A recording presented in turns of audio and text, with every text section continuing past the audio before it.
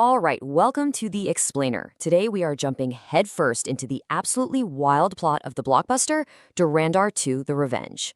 We're talking about a deep cover mission that pushes one agent right to the edge, and then way past it. I mean, just look at this number. There's talk of a potential 2,000 crore box office. The hype for this thing is just massive. So you gotta ask, right, what's the incredible story that's driving all this excitement? So yeah, one agent, one impossible mission. Let's get into it. Let's break down the explosive narrative that has everyone talking.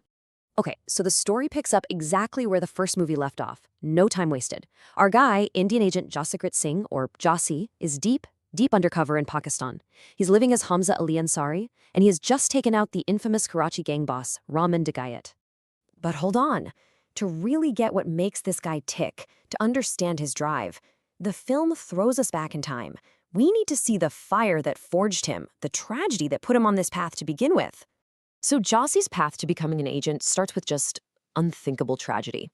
A corrupt politician murders his father and sister. Jasi, fueled by revenge, goes after him and his men and ends up on death row for it. But right when it looks like it's all over, Indian intelligence steps in with a choice, a really stark one: die tomorrow or live a new life serving your country. He chooses to serve. And that was the deal from intelligence director Ajay Sanyal. It's powerful, right? Live for your country and we'll take care of your family forever. In that instant, Jaise-jaise Singh is gone. 2 years of intense elite training later, Hamza Ali Ansari emerges. He's the perfect weapon, the perfect deep cover agent. Okay, so we snap back to the present day. Raman Degayat is dead, and Karachi's underworld is a power vacuum, just pure chaos. And this is where Hamza's brilliance really shines. He doesn't just try to survive. He hatches this incredibly clever, totally ruthless plan to take over the whole show. And his plan is just a masterclass in manipulation. It's a 4-step takeover. First, he tricks Degayat's right-hand man, Uzair Baloch, into believing a rival gangster, Arshad Papu, was the mole. Then he sits back and lets Uzair's gang do the dirty work, systematically wiping out Papu's entire operation. He then lures Papu into a trap where Uzair finishes him off. And for the final move, he betrays Uzair, framing him as a terrorist and tipping off the authorities. Just like that, a clean sweep. He's the only one left standing. And this is why that matters. The saying goes, whoever controls Liari controls Karachi, and whoever controls Karachi controls Pakistan. By taking out every single rival, Hamza isn't just a gangster anymore. He's now the king of Liari, which effectively makes him one of the most powerful men in the entire country. So, with all this power, both on the streets and politically, Hamza finally gets the call. He's invited into the inner circle, the real seat of power. And this is it. This is where he's finally going to meet the true puppet master, the real target of his entire mission. And who is this mysterious Bade Sahab, the big boss we've been hearing about? Well, the curtain is pulled back, and it is none other than the infamous terrorist Dawood Ibrahim. He's old now, frail, stuck in a bed, but his power? Oh, it's still very, very real. And from that sickbed, Dawood lays out his devastating 2-pronged attack on India. First, economic warfare. He plans to flood India with a staggering 71,000 crore in high-quality fake currency to just shatter the economy. Second, social decay. Smuggle in massive amounts of drugs to poison the nation's youth. And guess who gets put in charge of the drug operation? Our guy, Hamza. But here's where the mission gets complicated. I mean, really personal. Hamza goes to meet his Indian contact for the drug deal. And who is it? It's his childhood best friend, Pinda, the guy who married his sister. In that moment, his two worlds, the undercover agent and the man he used to be, collide. The past he buried has just come roaring back. And that one single shocking moment kicks off a complete disaster. It's a chain reaction. All the carefully built walls around his identity, his entire cover story, they just start to crumble. Everything is at risk of blowing up in his face. So look how fast it all falls apart. Pinda, of course, recognizes him as Jasi.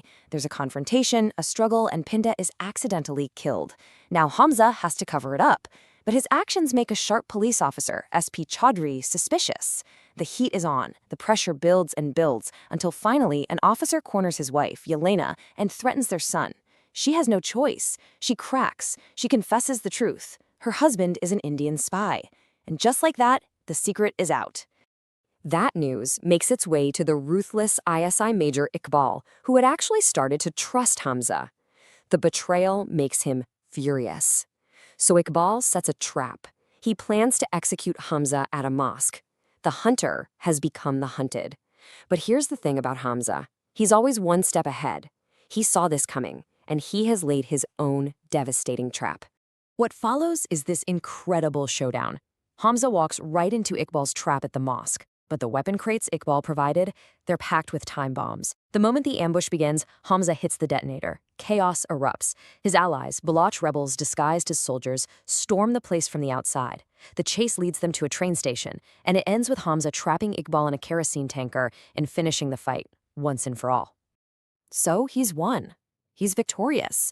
But he's immediately swarmed and captured by Pakistani forces. His enemies are gone, but he's a prisoner of war. You'd think the mission is over, right? Wrong. There is one final, absolutely shocking twist left to come. Okay, so back in India, Director Sanyal uses some serious blackmail on the ISI chief to get Hamza released. So they drive Hamza to the border for a prisoner exchange.